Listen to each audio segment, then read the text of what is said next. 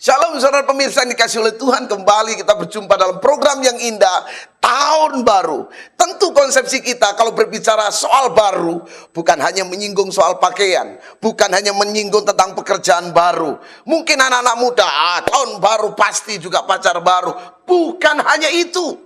Sebab Alkitab berkata, saudaraku, selalu baru setiap hari. Baru setiap hari. Apa itu? Firman. Oleh sebab itu tahun yang baru ini kami mulai berpikir Tuhan berikan pewahyuan yang baru. Mari saudaraku yang terkasih dalam Tuhan. Sebab apa? Ketika pewahyuan baru, ketika firman baru, justru dari situ konsepsi hati kita maka diperbarui. Kalau hati kita baru, saya percaya hidup itu indah. Haleluya. Mari kita membaca dalam 2 Samuel saudaraku 11 ayat yang pertama sampai ayat yang ke-7. Iya. Daud dan Batseba. Pada pergantian tahun, pada waktu raja-raja biasanya maju berperang, maka Daud menyuruh Yoab maju beserta orang-orangnya dan seluruh orang Israel. Mereka memusnahkan Bani Amon dan mengepung kota Raba, sedang Daud sendiri tinggal di Yerusalem. Sekali ketika peristiwa pada waktu petang, ketika Daud bangun dari tempat pembaringannya, lalu berjalan-jalan di atas soto istana, tampak kepadanya dari atas soto itu seorang perempuan sedang mandi. Perempuan itu sangat elok rupanya. Lalu Daud menyuruh orang bertanya tentang perempuan itu, dan orang berkata, itu adalah Batseba binti Eliam, istri Uria orang Het itu. Sesudah itu Daud menyuruh orang mengambil dia. Perempuan itu datang kepadanya, lalu Daud tidur dengan dia. Perempuan itu baru selesai membersihkan diri dari kenajisannya. Kemudian pulanglah perempuan itu ke rumahnya, lalu mengandunglah perempuan itu, dan disuruhnyalah orang memberitahukan pada Daud, demikian, aku mengandung. Lalu Daud menyuruh orang pada Yoab, mengatakan, suruhlah Uria orang Het itu datang padaku. Maka Yoab menyuruh Uria menghadap Daud. Ketika Uria masuk menghadap dia, bertanyalah Daud tentang keadaan Yoab dan tentara dan keadaan perang. Saudara yang terkasih dalam Tuhan, saya percaya ketika saya membaca perikop ini, yang pasti pikiran saudara tertuju kepada kejatuhan Daud. Daud berzina, jatuh dalam perzinahan, dan jatuh dalam pembunuhan yang berencana. Saudaraku, pertanyaan saya, kalau hanya pikiran kita seperti itu saja, kenapa justru Yesus mau lahir dari silsilah keluarga ini? Mari kita lihat dalam Matius 1 ayat yang ke-6. Di sini dikatakan begini. Esai memperanakkan Raja Daud. Ya, Daud memperanakkan Salomo dari istri Ureah. Sudah dengar baik? Istri Ureah siapa itu? Batseba, hasil perzinahan. Saudaraku, bukankah inilah potret dunia kita? Ketika kita menyikapi firman, ketika menyikapi peristiwa, tentu yang terlintas di dalam hidup kita adalah pikiran-pikiran negatif. Jangan heran saudara, kita kecewa dengan gereja, kecewa dengan manusia-manusia di gereja, bahkan kecewa dengan Tuhan, kecewa dengan pemerintahan. Kenapa? Karena kita melihat sisi negatifnya. Saudaraku, hari ini saya ingin berbicara tentang, yaitu lihat sisi lainnya. Kalau saudara membaca ayat yang kedua, keempat, sampai kelima, ada sesuatu yang lupa orang melihat di sini. Di sini dikatakan begini, coba lihat.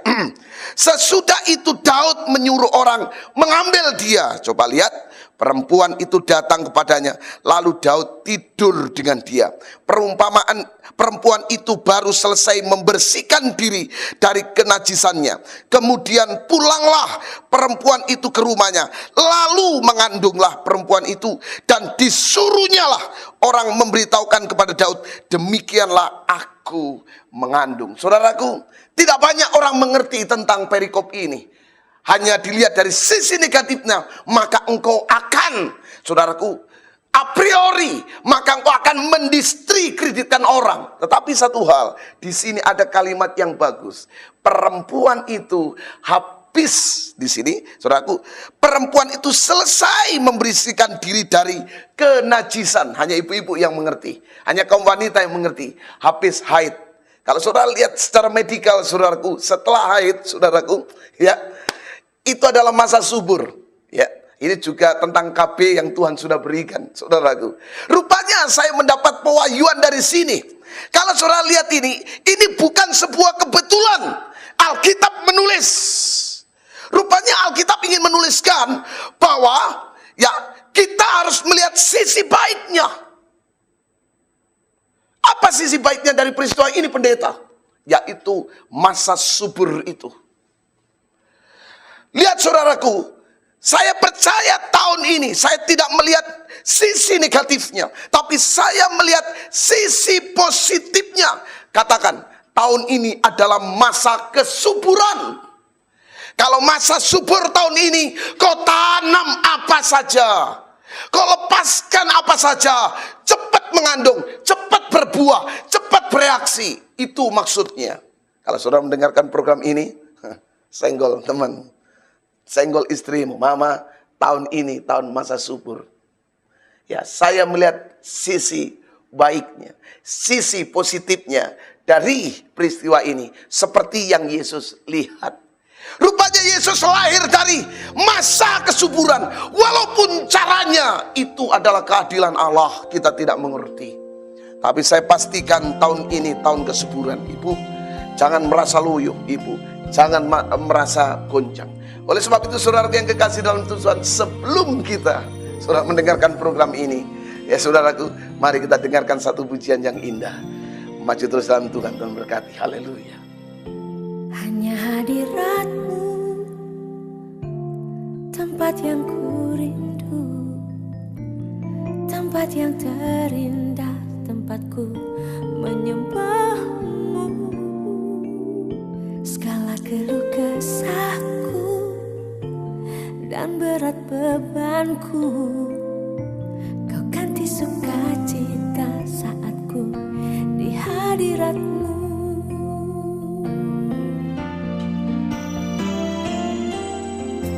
Takkan lagi ku ingin jauh dari hadirat-Mu, takkan pernah ingin. Selalu ku rindu Kau Yesus, bersama-Mu di setiap waktu. Selamanya ku kan tetap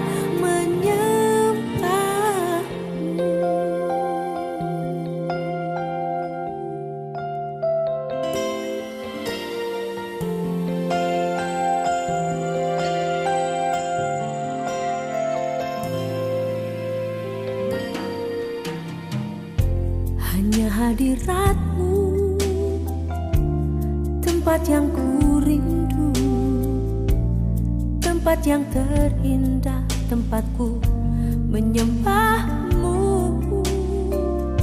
Segala keluh kesahku dan berat bebanku, Kau ganti sukacita saat ku di hadirat-Mu. Dan takkan lagi ku ingin jauh dari hadirat-Mu, takkan pernah ingin. Selalu ku rindu Kau Yesus, bersama-Mu di setiap waktu. Selamanya ku kan tetap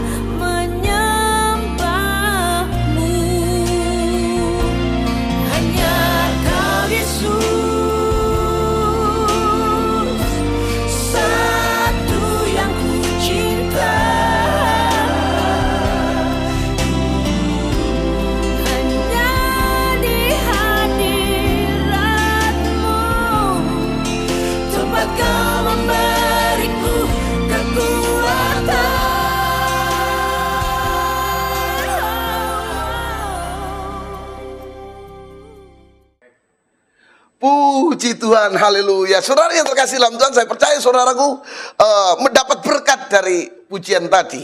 Kita teruskan kembali. Kalau saudara mengingat di sini ayat 1, sehingga jangan heran, ya, jangan heran.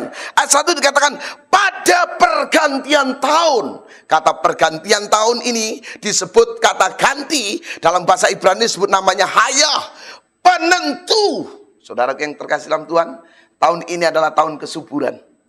Dan orang boleh bilang, oh ini tahun monyet, tahun kambing, tahun sapi, tahun apa. Terserah. Tetapi Alkitab menyadarkan hari ini adalah tahun kesuburan. Tahun penentu. Yaitu tahun di mana engkau menentukan. Sekarang ini osonnya kesuburan. Haleluya. Saudara percaya? Melihat program ini, apapun yang kau tanam, apapun kau percaya, itu akan terjadi kepada saudara. Oleh sebab itu saudaraku yang terkasih dalam Tuhan, kalau tahun 2008 ini tahun kesuburan, apa yang harus kita lakukan? Sehingga kita tidak hanya melihat sisi jeleknya saja. Oh, pemerintah nggak becus. Oh, apa namanya?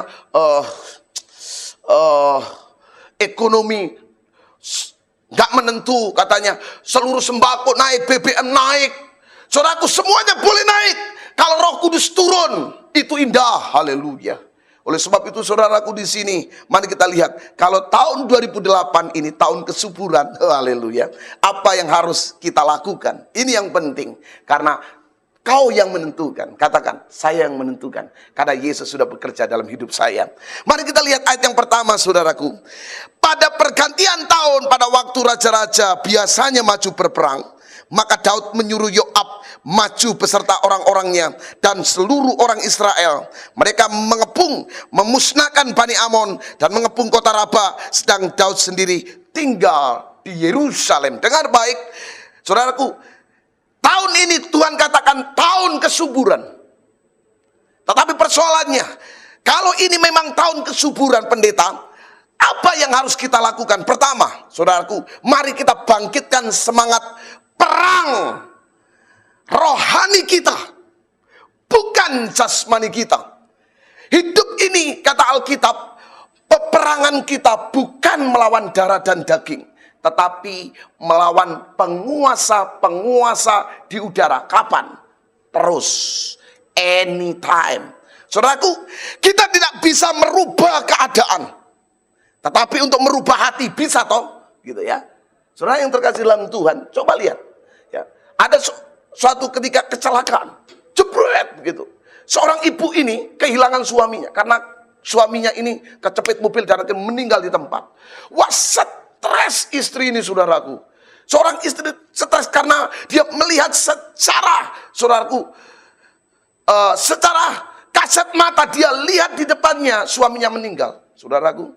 Wah, ketika dikubur dia pingsan terus. Saya malah berpikir, ya, bisakah dengan pingsan, dengan menangis ibu ini merubah keadaan suaminya? Jelas tidak. Tetapi pertanyaan saya, bisakah hati ibu ini diubahkannya oleh dirinya? Bisa. Sebab kami lihat ada orang yang keluarganya meninggal, dia tetap fine. Ya. Dan ada yang di sisi lain keluarganya meninggal, tapi dirinya sampai pingsan. Artinya apa? Kita nggak bisa merubah keadaan, tapi kalau kita merubah hati tentu bisa. Oleh sebab itu inilah peperangan. Untuk merubah karakter kita ini butuh energi. Peperangan, saudaraku, nggak mudah.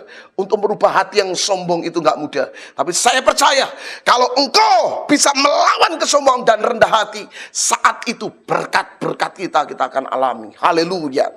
Saudaraku, kenapa iman kita harus punya semangat perang terus? Karena di sini ayat yang kedua disinggung, sekali peristiwa, dengarkan baik, sekali peristiwa. Rupanya setan tahu celah kita. Ingat, waktu engkau lagi mood dengan Tuhan, setan tidak akan pernah deketin saudara. Tapi waktu saudara sudah pulang kantor, di perusahaan, di kantor ada masalah, di jalan macet, marah-marah dengan sopir angkot, sampai di rumah istrimu, wahai suami-suami, cemberut. Saat itu, begitu. Kenapa? Karena bukan hanya dirimu, setan ambil celah. Oleh sebab itu Tuhan berkata, Berjaga-jagalah dan berdoa.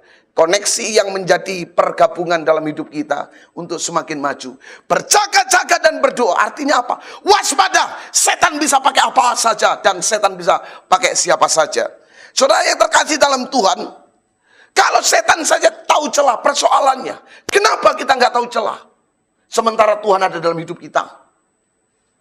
Kita mesti harus tahu kelemahan setan. Ingat, Tuhan tahu kelemahan Goliat. Tuhan tahu celah kelemahan Goliat, sehingga waktu Daud memutar, saudaraku, ali-alinya, pelencong kata orang Jawa, batu itu persis mengenai keningnya. Di situ kekuatan Goliat. Saudara tahu, setan tahu celah kita, makanya berdoa supaya kita tahu ini celah setan. Saudaraku, oleh sebab itu ketika ada masalah, ingat, kadangkala saat itu setan lebih dekat. Selalu saya katakan, kapan setan itu dekat kita? Ketika kita lapar. Sekali lagi, kapan setan dekat kita? Ketika kita lapar. Yesus dikala dia lapar, 40 hari berpuasa, saat itu setan datang. Oleh sebab itu, waktu kita lemah, saat itu kita sebenarnya lebih banyak menguras tenaga untuk berperang. Saudaraku, yang kedua, ayat yang kedua B dikatakan begini, ya. Kenapa iman kita harus punya semangat perang? Karena di sini dikatakan perempuan itu sangat elok rupanya. Rupanya, saudaraku, setan itu punya daya tarik yang kuat. Selalu saya katakan sama jemaat bahwa setan itu ya mencari teman. Setan selalu cari teman. Makanya kalau lagi sakit hati itu pasti orang sakit hati itu nggak mau sendirian sakit hati. Pasti ingin cari teman. Kalau sudah orang marah-marah itu pasti cari teman. Makanya tadinya satu orang itu marah, satu akhirnya orang lain bisa marah. Akhirnya rame dan lebih lebar. Nah, itu cara-cara setan. Saudara yang kasih dalam Tuhan, peristiwa ini kita menyadarkan bahwa tahun ini adalah tahun yang kesuburan. Kau tanam apapun, saudaraku, pasti akan meledak dengan kuat. Alasan yang kedua, di dalam ayat yang ke-8 dikatakan begini. Kemudian berkatalah Daud kepada Uria, pergilah ke rumahmu dan basuhlah kakimu. Saudaraku, kalau tahun 2008 ini, ya tahun kesuburan, ya apa yang harus kita lakukan? Pertama tadi sudah jelas, bangkitkan semangat perang imanmu. Iman dulu. Karena Tuhan dan setan masuk melalui sisi iman ini. Yang kedua, saudaraku, kembali pada fokus keluarga. Sekali lagi, fokus keluarga. Belum pernah saya dengar usaha maju, gereja dahsyat dipakai oleh Tuhan, terlahir dari keluarga yang berantakan. Tidak. Kenapa? Gereja maju, gereja dahsyat saya pelajari. Perusahaan hebat, perusahaan besar saya pelajari. Di situ bermula, sekali lagi, bermula dari keluarga yang bahagia. Kenapa? Karena keluarga bahagia itu adalah institusi pertama Tuhan menciptakannya. Saudaraku yang kasih dalam Tuhan, Uria terfokus kepada pekerjaan. Ya, oleh sebab itu berakhir kepada, saudaraku, kematian dan perselingkuhan. Ya, coba lihat para usahawan, para karyawan, kita boleh sibuk. Bahkan para hamba Tuhan, kita boleh sibuk pelayanan. Tapi jangan lupa barisan belakang. Kenapa kita harus berfokus kepada keluarga? Dalam bisnis, dalam pelayanan. Karena Tuhan memakai keluarga kita menjadi jembatan kakinya untuk maju. Dalam terang yang kudus. Kalau saudara lihat di sini, dalam 1 Samuel 30. Mari kita lihat sini. 1 Samuel 30. Di situ dikatakan ayat 1 sampai 4, ketika Daud serta orang-orangnya sampai ke Ziklag pada hari yang ketiga, orang Amalek telah menyerbu tanah Negeb dan Ziklag telah dikalahkan oleh mereka dan dibakar habis. Perempuan-perempuan dan semua orang yang ada di sana, tua muda telah ditawan mereka dan tidak membunuh seorang pun. Mereka mengiring sekalian kemudian meneruskan perjalanannya. Ketika Daud dan orang-orangnya sampai di kota itu, tampaklah kota itu terbakar habis dan istri mereka serta anak mereka yang laki-laki dan perempuan telah ditawan. Lalu menangislah Daud dan rakyat yang bersama-sama dengan dia itu dengan nyaring sampai mereka tidak kuat lagi menangis. Saudaraku yang kekasih dalam Tuhan, ya pelayanan kita tidak akan pernah bisa kuat.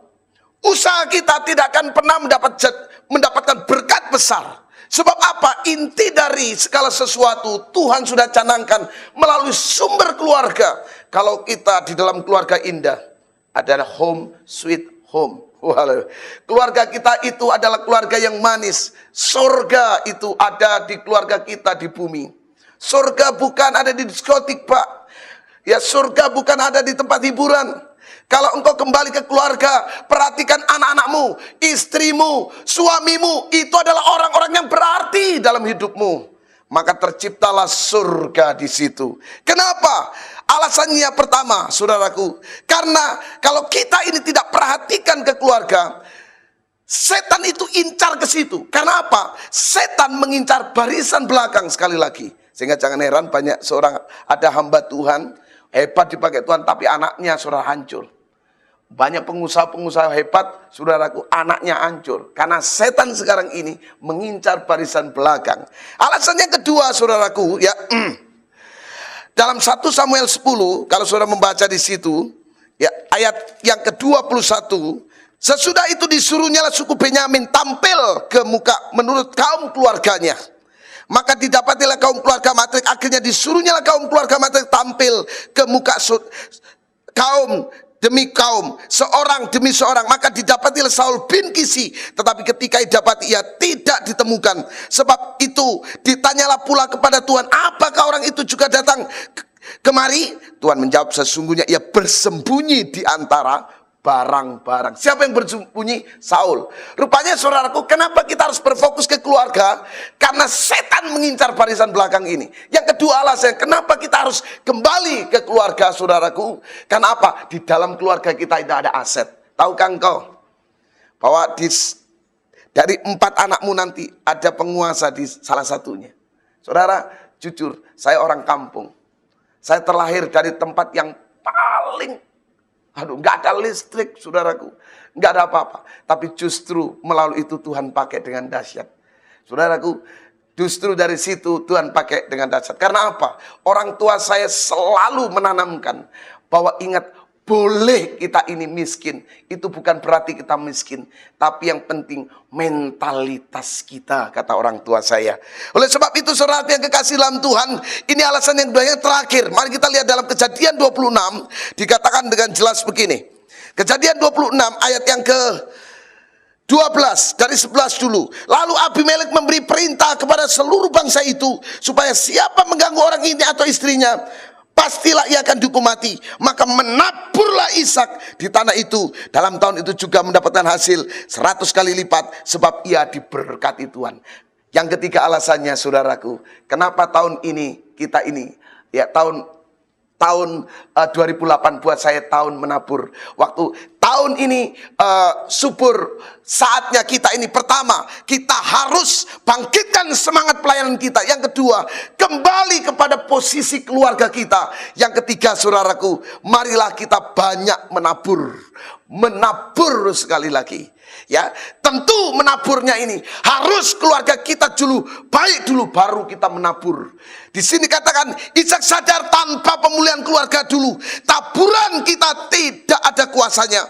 Menabur benih yang mati saja terjadi berkat, apalagi menabur yang hidup pasti lebih dahsyat.